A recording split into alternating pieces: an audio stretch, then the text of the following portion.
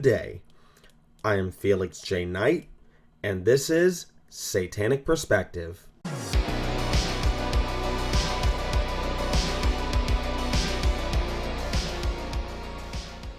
Good day to all. Thank you for tuning in to this video. Hail thyself. Hail Satan. Recently, I spoke briefly on how there are religious people out there who are worried that we're living in what they determine to be the end times, and I also briefly explained why I believe that not to be the case. While this video won't be explaining that any further, it does address another concern regarding those who do believe as such. Just over a week ago, the 65th Grammy Awards ceremony took place, and man did it ever cause a lot of uproar, especially from religious zealots when a supposedly satanic performance took place. I admit I don't know all the details because I don't really watch the Grammys. I do know, however, that it's led to a slew of conservative backlash, and the issue that I am seeing from that backlash is this. I have seen so many comments from religious militants that essentially are saying, we're living in the end times. Evil has taken over. We need to get this world back to God. And there are a couple of reasons why I, among many others, have issues with that statement, mostly the whole get back to God aspect, and I'm going to explain those issues. The first issue is one that I've covered before, but unfortunately it has to be said over and over again. There are other religions in this world, and there are people who have different beliefs other than that of the Christian faith. The United States does not recognize Christianity as its national religion because it has no national religion, and our Constitution protects that. It is recognized that there are numerous U.S. citizens that do not follow the Christian path, or they may not practice any sort of religion at all. We have to respect those rights. We must allow others to express their religious beliefs if we are required to allow followers of Christianity and Abrahamic faiths to express theirs. Now, to anyone who might tell me, but Felix, Christians aren't allowed to express their beliefs. They're not. I beg to differ. And for an example, let's go ahead and make use of award ceremonies such as the Grammys, the Oscars, the Tonys, whatever. Like I said, I don't really watch them, but let's use award ceremonies for our example. There are numerous instances where an artist, a musician, an actor wins a certain award, and when they go on stage to accept this award, they make a point of thanking the Christian God, sometimes to thunderous applause. I'd like to thank God for this experience and all my experiences. I just want to thank God for blessing me for this award. I have to thank God for just this experience. First off, I want to thank God. Not only to God, but to Jesus. I claim this victory in the name of the Lord. I want to thank God. First and foremost, I got to thank my Lord and Savior, Jesus Christ. So yeah, don't tell us that Christians can't express their beliefs on stage. Furthermore, more importantly, nobody raises so much as a fuss when God is thanked on stage, because to most of us non-Christians out there, it's really not that big of a deal, and we non-believers recognize that everyone is free to express their religious beliefs. We only have an issue when backlash rises over a non-Christian expressing their views and beliefs, and then they say that non-Christians can't do that. It's hypocritical, it's ridiculous, and to be frank, it's immature. Not that difficult to realize, Christians. If you expect to be allowed to express your beliefs, you have to let others do the same. No ifs, ands, or buts. Now,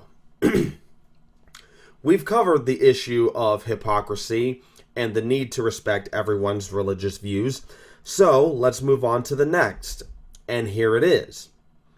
When Christians say that we are living in the end times and because of that reason we must return the world to God, that is actually a complete contradiction to what the Bible claims and what the Christians claim to look forward to.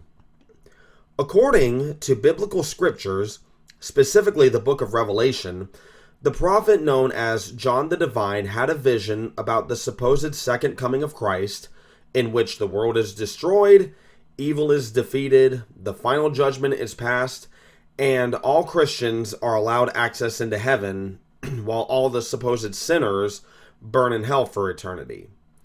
However, if this story is to be believed, the scriptures explicitly detail the rise of the Antichrist, who is also believed to be the son of the devil, and is apparently going to require by law that everyone receive the mark of the beast, and this is going to happen before the return of Christ. And therefore, the scriptures predict that evil is going to rule first. Some might say to that, well, look around you, Felix.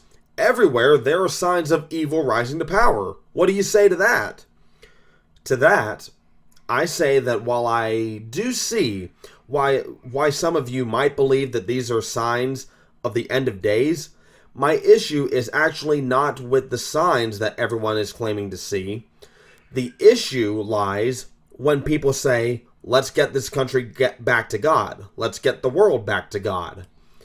You see, if the Christians were to restore the world to God, then by all accounts, they would actually be preventing the second coming of Christ that they so often claim to look forward to. If evil is to rule the world before the second coming, then preventing the rise of evil would be to prevent the Christ from returning. Shouldn't the Christians be willing to endure the rule of the son of the devil so that evil will be defeated once and for all, and so they can finally enter the gates of heaven? Now, I recall one time that I brought this contradiction up to a devout Christian, and their response was this. Well, maybe us Christians don't want to be persecuted, and perhaps we could push Armageddon back a few years so we don't have to be persecuted.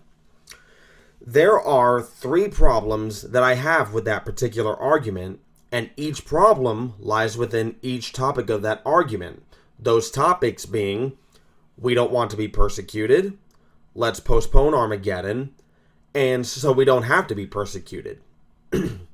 So let's go over the contradictions of each of those topics. The first one being, we don't want to be persecuted. In the Bible, specifically the book of Matthew, chapter 5, verse 10 through 12, it states that God will bless those who suffer persecution, and they are promised a great reward in heaven.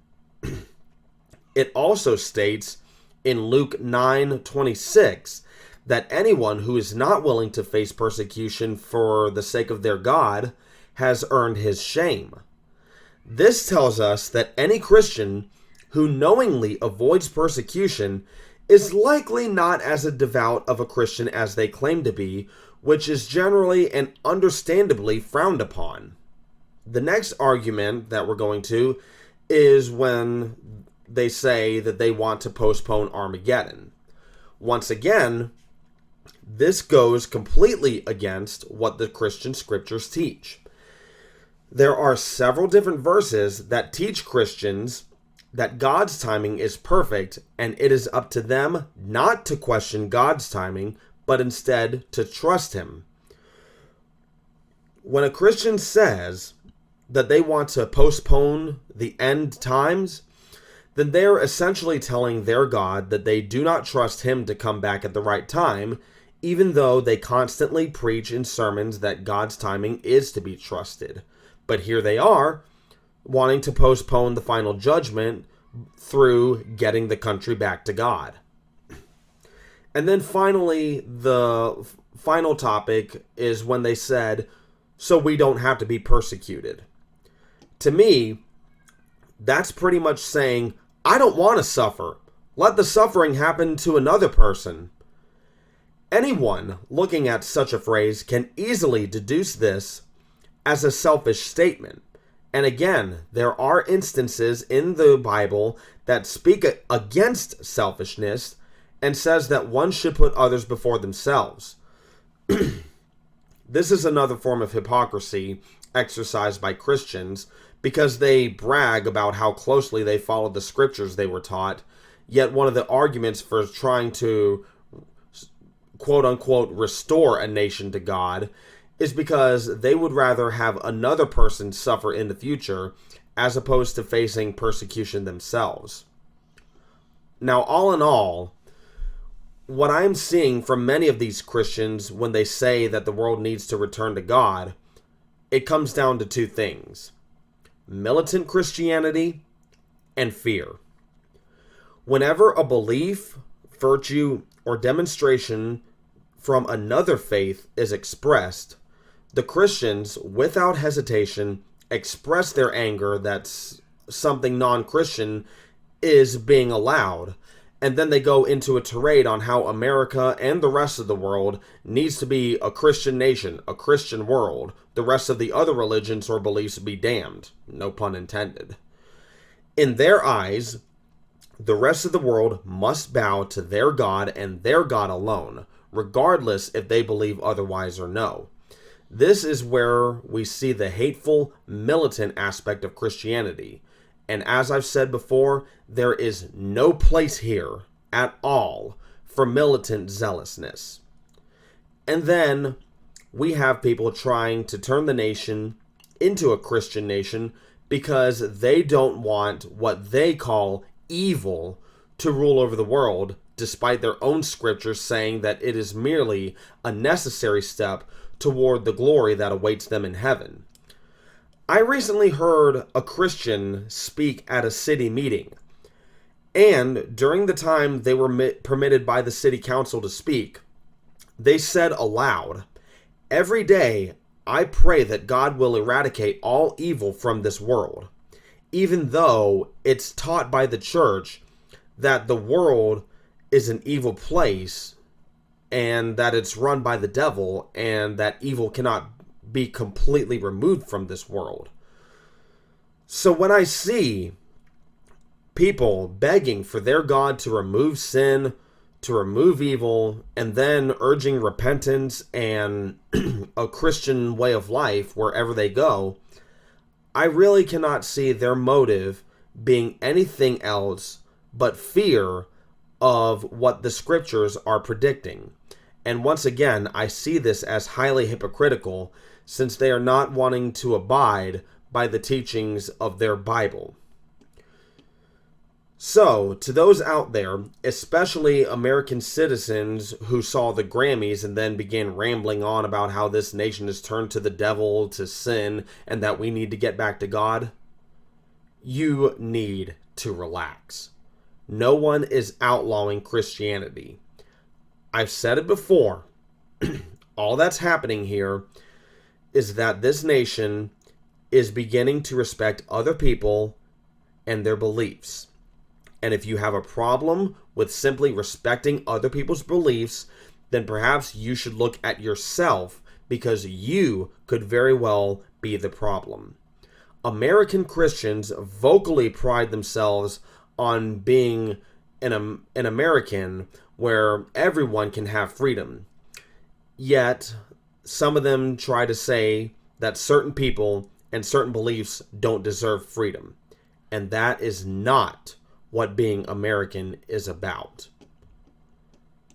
Again, to everyone, including especially devout Christians, if you want your beliefs to be respected and allowed to demonstrate, then it's only right that other beliefs be allowed to do the same, even Satanism.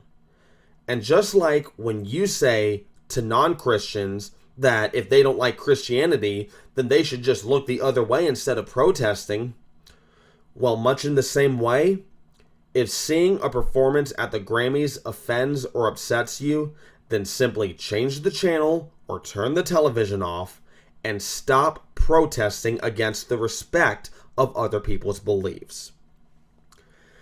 And that's pretty much going to wrap it up for this video. We'll talk more in the next video. Hey, if you have any ideas or topics that you would like to see discussed on this channel, don't hesitate to let us know in the comments below and let us know what you think. Anyway, we will see you next time, and as always, Thank you for tuning in to Satanic Perspective. Hail Satan!